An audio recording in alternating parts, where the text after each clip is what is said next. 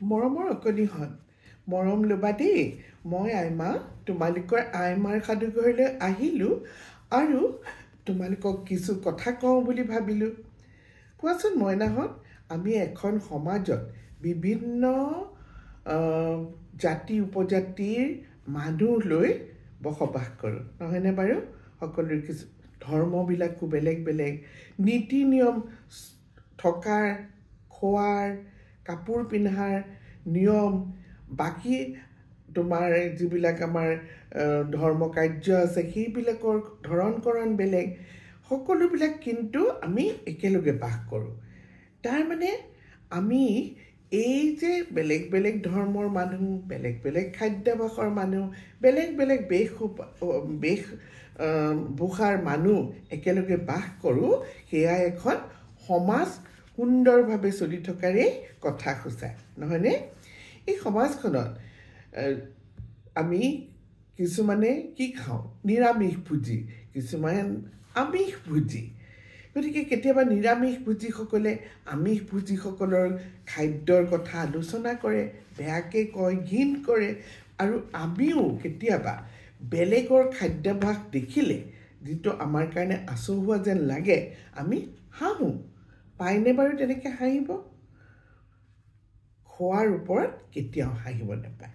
সকলোৰে খাদ্য বেলেগ বেলেগ খাদ্য কেনেকৈ হয় মানে নিজে ভাল পায় কেনেকৈ যেতিয়া সেই ঠাইখনত যিখিনি বস্তু সহজতে উপলব্ধ হয় সেই বস্তুৱেই মানুহৰ খাদ্যলৈ পৰিণত হয় আৰু তেনেদৰে বছৰ বছৰ ধৰি তোমাৰ দিন বাগৰি বাগৰি সেই খাদ্যাভাস মানুহৰ থাকি যায় এতিয়া কিছুমানে আমাৰ মাজৰে কিছুমানে কি খায় বেং খায় তোমাৰ শামুক খায় কেঁকুৰা খায়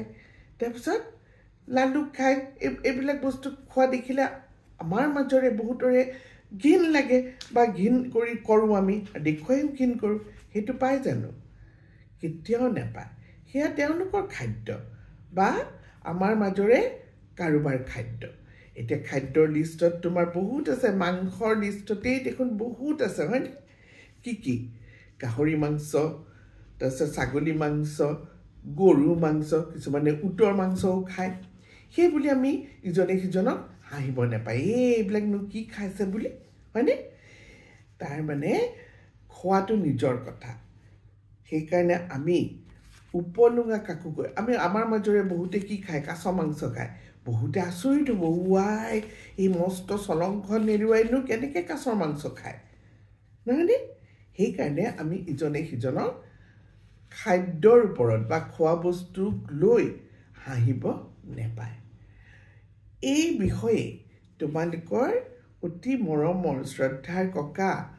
ডক্টৰ ভৱেন্দ্ৰনাথ শইকীয়া ছাৰে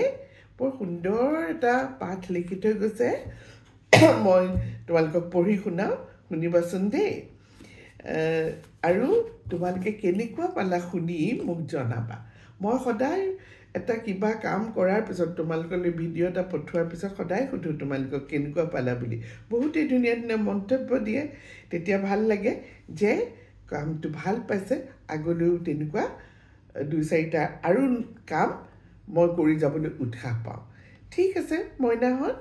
শুনাচোন এইটো একদম সৰু এটা নিজৰ প্ৰিয় খাদ্য বুলি এটা পাঠ তেওঁ লিখি থৈ গৈছে এখন কিতাপত শুনাচোন এই পৃথিৱীখনৰ মানুহবোৰে যে কিমান ধৰণৰ বস্তু খায় ভাবিলেই আচৰিত হ'ব লাগে সাপ খায় বেং খায় কুকুৰৰ মঙহ খায় কাঠফুলা খায় এখন দেশত দেখিছিলোঁ বাটৰ কাষত এটা বাচনত পানী তাত কিছুমান জীয়া শামুক বাদাম বেচাৰ নিচিনাকৈ মানুহজনে শামুক বেচিছে গ্ৰাহকে শামুক এটা কিনে শামুকৰ খোলাটো হাতেৰে অলপ এৰুৱাই ভিতৰৰ বস্তুখিনি সলপকৈ গিলি থয় দেখিয়ে যে কেনেকুৱা লাগিছিল চি কটা পিছে আমিও এনেকুৱা বহুত বস্তু খাওঁ যিবোৰ খোৱা দেখি চাগে বহুতে ভাবে চি কটা কি খায় ৱাক আমাৰ বহুতে কাছৰ মঙহ খায় কথাটো শুনিলেই বহুতে আকৌ মুখখন বিতৰাই দিয়ে গাহৰিৰ মঙহ এই পৃথিৱীখনৰ বহুত মানুহৰ কাৰণে বৰ লোভনীয় উৎকৃষ্ট বস্তু কিন্তু আমাৰ বহুতে গাহৰিৰ মঙহৰ নামকে শুনিব নোখোজে কুকুৰাৰ মঙহ নোখোৱা মানুহো বহুত আছে কিন্তু পৃথিৱীৰ কোটি কোটি মানুহৰ কাৰণে এই কুকুৰাৰ মঙহ বৰ হেঁপাহৰ খোৱা বস্তু গৰু ছাগলী ভেড়া আদিৰ বেলিকাও সেই একেই কথা গৰুৰ মঙহ বহুতে নেখায় কিন্তু পৃথিৱীৰ কোটি কোটি মানুহৰ কাৰণে গৰুৰ মঙহ ভাল খাদ্য প্ৰয়োজনীয় খাদ্য শৰীৰটোৰ ভালৰ কাৰণে মানুহে কি বস্তু খাব লাগে কি বস্তু খাবলৈ মানুহে ভাল পায় কি বস্তু ওচৰে পাজৰে সহজে পোৱা যায় এনেকুৱা কিছুমান কথাৰ ওপৰতে নিৰ্ভৰ কৰি মানুহে নিজৰ খোৱা বস্তু ঠিক কৰি লৈছে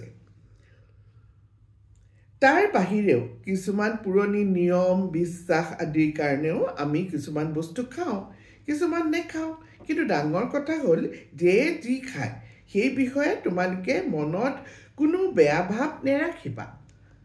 ঘিণ ভাৱ নেৰাখিবা মনত ৰাখিবা আমি মদ ভাং বিড়ি আদি অপকাৰী বস্তুবোৰৰ কথা কোৱা নাই মানুহে খাদ্য হিচাপে বাছি লোৱা শৰীৰৰ